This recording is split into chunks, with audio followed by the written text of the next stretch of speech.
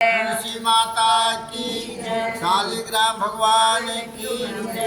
ओम नमः पार्वती पतय हर हर महादेव।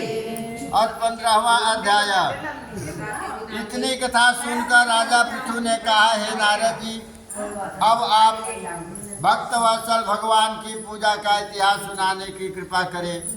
तब नारद जी बोले, हे राजन, एक पुरातन इतिहास कहता हूँ जो ध्यान लगाकर सुनो। पहले कांतिपुर में चोल नाम का एक राजा राज्य करता था। उसके राज्य में समस्त प्रजा सुखी थी, कोई भी दरिद्र पीड़ित या दुखी नहीं था। राजा के नाम पर उस देश का नाम भी चोल देश रखा गया। एक बार वह राजा मूल्यवान मणि मोतियों द्वारा भगवान की पूजा करके वहीं मंदिर में बैठ गया। उसी समय समस्त युक्त नगर के विष्णु शर्मा नाम का एक ब्राह्मण ने आकर उनके तुलसी दल तथा जल से भगवान की पूजा की। उसके तुलसी पत्रों से राजा की पूजा के मणि मुक्तियों से आभूषण जो था वह ढक गया। यह देखकर राजा ने क्रोधित होकर ब्राह्मण से कहा, विष्णु शर्मा, तुमको पूजा का कुछ भी ज्ञान नहीं है। मणि मुक्ताओं से की गई मेरी पूजा की शोभा को तुमने तुलसी दलों से ढककर समाप्त कर दिया है। यह सुन विष्णु शर्मा कहने लगा, हे राजन, अभिमान के वशीभूत होने के कारण तुम भगवान शिव की पूजा को नहीं जानते। ब्राह्मण के वचन सुन राजा ने कहा, हे ब्राह्मण, तुम दरिद्र हो, इस कारण भगवान की पूजा क्या जानो? क्या तुमने कभी भगवान का कोई ध्यान स्थान बनवाया है अथवा कोई यज्ञ आदि किया? अगर यही बात है तो मैं देखता हूँ कि भगवान की भक्ति करके पहले तुम स्वर्ग में जाते हो या मैं। इतना कहकर राजा ने गूगल ऋषि को आचार्य बनाकर बड़े बड़े यज्ञ आरंभ कर दिया।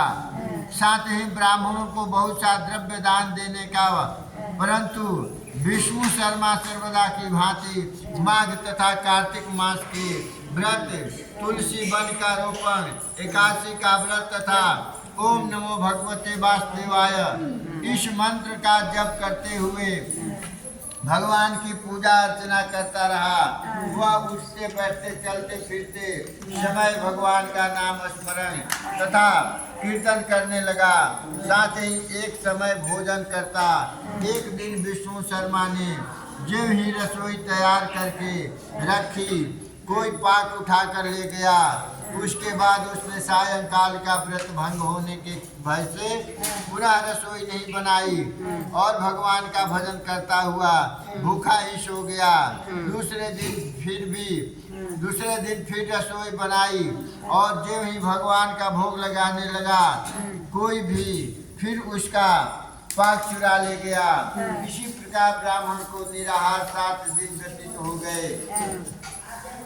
विष्णु शर्मा भूख के मारे व्याकुल हो गया, परंतु सत्संग का समय भंग न हो जाए इस भय से उसने दूसरी बार रसोई तैयार नहीं की। वह यही सोचता कि न जाने कौन हमारा पाक उठाकर ले जाता है। भक्तों के इस आश्रम को छोड़ना भी उसने उचित नहीं समझा। तदंतर उसने निश्चय किया कि आज मैं पूरी तरह ध्यान रखूंगा और देखूंगा कि पाक को उठाकर कौन ले जाता है। इसके बाद उसने पाक तैयार किया और एक स्थान में छिपकर बैठ गया।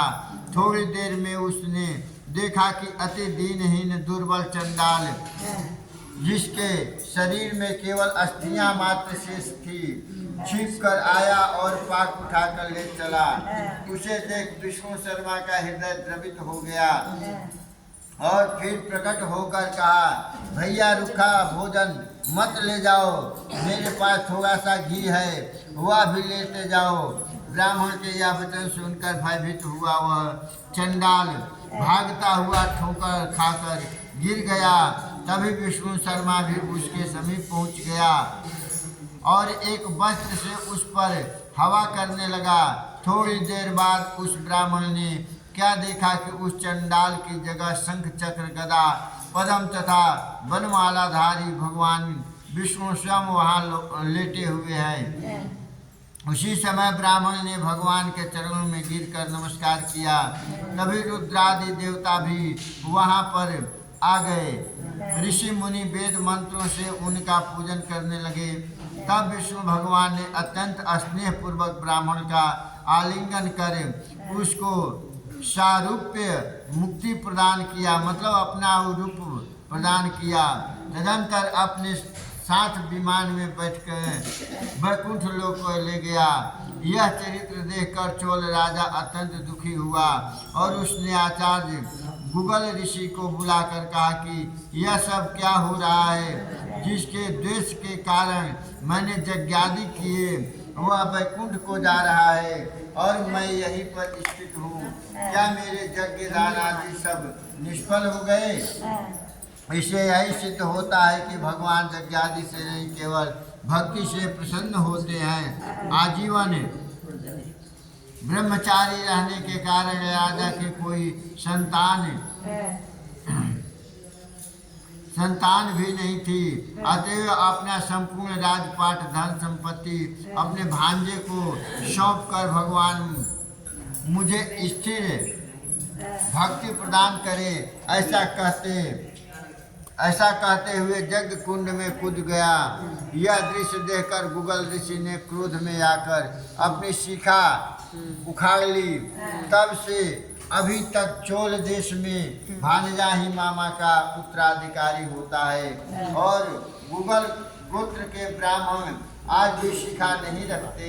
चोल राजा के अग्निकुंड में गिरते ही भगवान ने प्रकट होकर अग्निकुंड में ही उसका आलिंगन कर उसे भी सारूप्य मुक्ति प्रदान की।